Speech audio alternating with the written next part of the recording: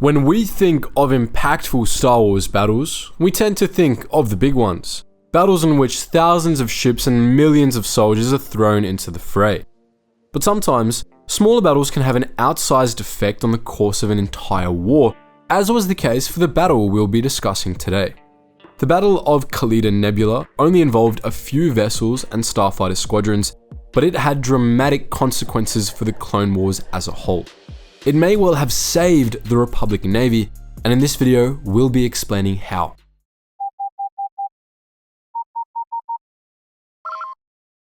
Attention, Sergeant on deck!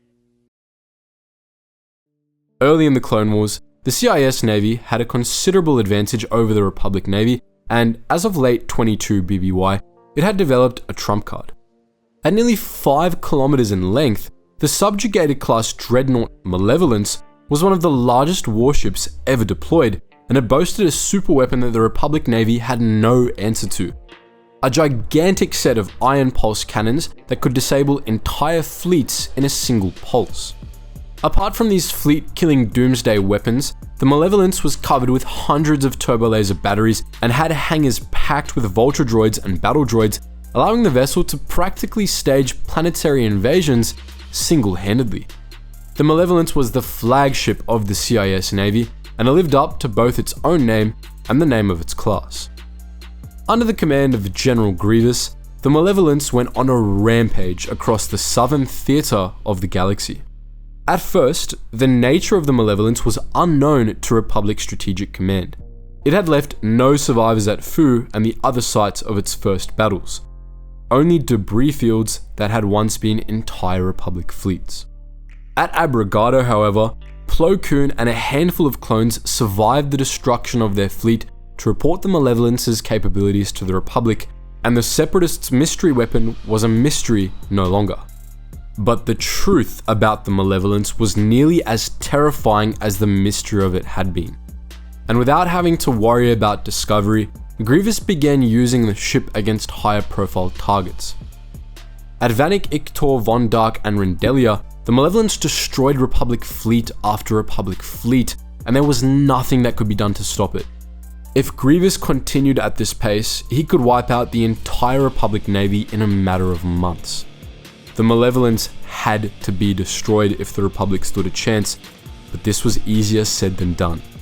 The Malevolence's ion pulse cannons could disable even Star Destroyers in seconds, leaving them defenseless against its turbolaser batteries. There wasn't a warship in the Republic arsenal that was fast enough to avoid getting caught in the blast, and even if the Malevolence somehow missed with the ion cannon, it had enough turbolasers to shred a fleet of Republic warships anyway. The only hope of avoiding the ion cannon was with a starfighter assault, but any force of fighters would still have the turbolasers to reckon with, plus the Malevolence's fighter squadrons. Despite the odds, however, Anakin Skywalker was determined to attempt just such a starfighter assault. He had a squadron of veteran clone pilots and a dozen new BTL-B Y-wing bombers, and he believed that if he could catch the Malevolence by surprise, he could eliminate the Dreadnought and General Grievous in one fell swoop. The trick was getting the jump on Grievous. But after the Battle of Rendelia, he and Admiral Yularen were able to deduce his likely next target.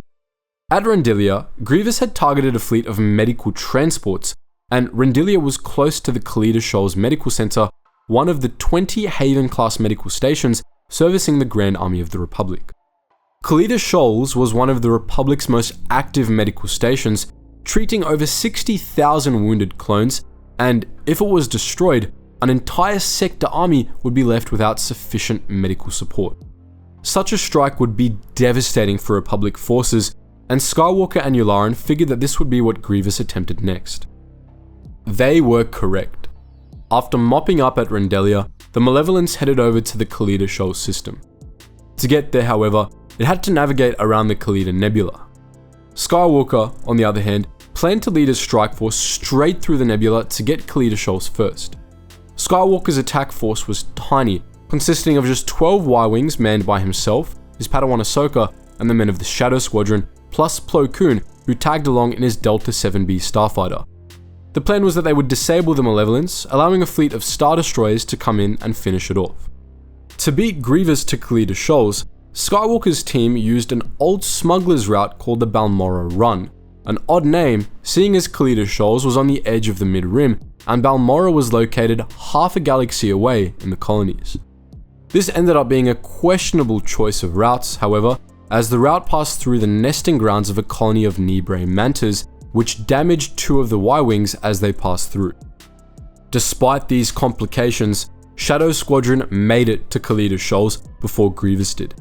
The medical station was already evacuating, but many of its patients were immobile, so the station itself was still a target. When the Malevolence arrived in system, it targeted the fleeing evacuation craft first, disabling several medical frigates before destroying them.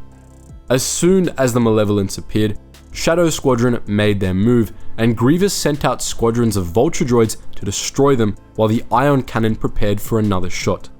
While Shadow Squadron was distracted by the droids, the Malevolence fired an ion pulse at the starfighters. Skywalker ordered his pilots to push their fighters to the limit to outmaneuver the field. This caused a catastrophic malfunction on Shadow 2's Y-Wing, causing it to crash into Shadow 5's.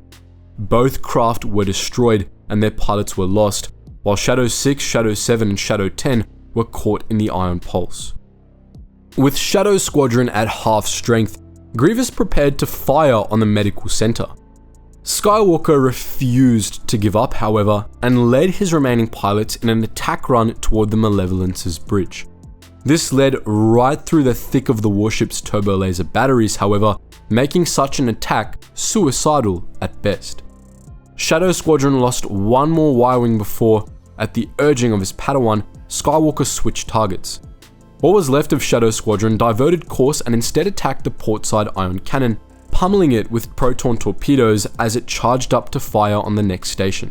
When the cannon tried to fire, it exploded, causing catastrophic damage to the Malevolence. Skywalker's attack had been a success, though he had lost half of his men in making it. It wasn't long before General Kenobi, Admiral Yularen, and a trio of Venator-class Star Destroyers arrived on scene as planned. They immediately opened fire on the Malevolence, and Grievous was forced to order the ship to flee. But the warship's hyperdrive had been disabled, preventing it from getting very far. It could only flee at sublight speeds, while the Republic fleet pursued, saturating it with turbo laser fire. The battle had moved from the Kaliida Shoals Medical Center to a nearby moon, which is usually identified as the dead moon of Antar. There's just one small problem with that. Antar was located in the inner rim and was absolutely nowhere near Kaliida Shoals, and since the Malevolence didn't have a functional hyperdrive, it would have taken over 30,000 years for it to get all the way to the dead moon, and that's assuming that it's moving at near light speed. Put bluntly, this is nonsensical, especially since there was separatist space much closer to Kaliida Shoals than Antar. But why did destroying the Malevolence's ion cannons take out the hyperdrive at all, you might ask? Well, that's because the Malevolence's ion cannons were more than just weapons. The whole vessel had been designed around an experimental reactor system that recaptured waste heat for added efficiency, which required regular, large-scale energy venting to remain stable. This design was impractical in most applications, but the Malevolence found a use for the reactor, channeling its regular ventings into the ion pulse cannons. As a result, when the cannons were destroyed, it caused a catastrophic chain reaction across the ship's power grid, knocking out the hyperdrive and a bunch of other systems. This left the Malevolence a sitting, well, limping duck after Skywalker's attack, but it was still far from destroyed. Even though it had suffered severe damage, the ship was so enormous that it was able to just soak up all the fire the Republic fleet could throw at it. Thus, Grievous's escape plan was simple. They would just keep running, get the hyperdrive back online, and jump away for more extensive repairs. To buy Grievous some time, Darth Sidious arranged for Senator Amidala of Naboo to stumble into the system and be captured by the Malevolence, giving Grievous a hostage to buy some time with. What Grievous didn't know is that Senator Amidala was Anakin Skywalker's wife, and there was no way in hell he would let her remain in Separatist custody for long. Skywalker and Kenobi boarded the Malevolence using Skywalker's freighter, the Twilight, rescued Amidala, and then, since they were already aboard, they set out to sabotage the ship to prevent it from escaping. Grievous chased the intruders all over the ship, preventing Kenobi from sabotaging the hyperdrive, but Skywalker and Amidala were able to slip past him and storm the bridge, where Skywalker rewired the ship's Navi computer. The Jedi and Senator then fled the Malevolence, with Grievous in close pursuit aboard his starfighter. Meanwhile, the Malevolence's crew managed to repair the hyperdrive and set a course to Separatist space. However, Skywalker's rewiring caused the ship to turn toward the nearby moon instead, which it promptly flew into at light speed. This obliterated the Malevolence and presumably left quite the crater on the moon, ending the Battle of Kaliida Shoals in the Republic's favor. Grievous, the sole survivor on the Separatist side, fled the system, while the Jedi returned to their fleet to celebrate. The Republic Navy would live to fight another day. So that was our look at the Battle of Kaliida Shoals, which you probably remember from Star Wars: The Clone Wars. But what do you think? Do you have fond memories of this story arc? Let us know all your thoughts and more in the comments section below. And as always guys, thank you so much for watching, and I hope to see you in the next video.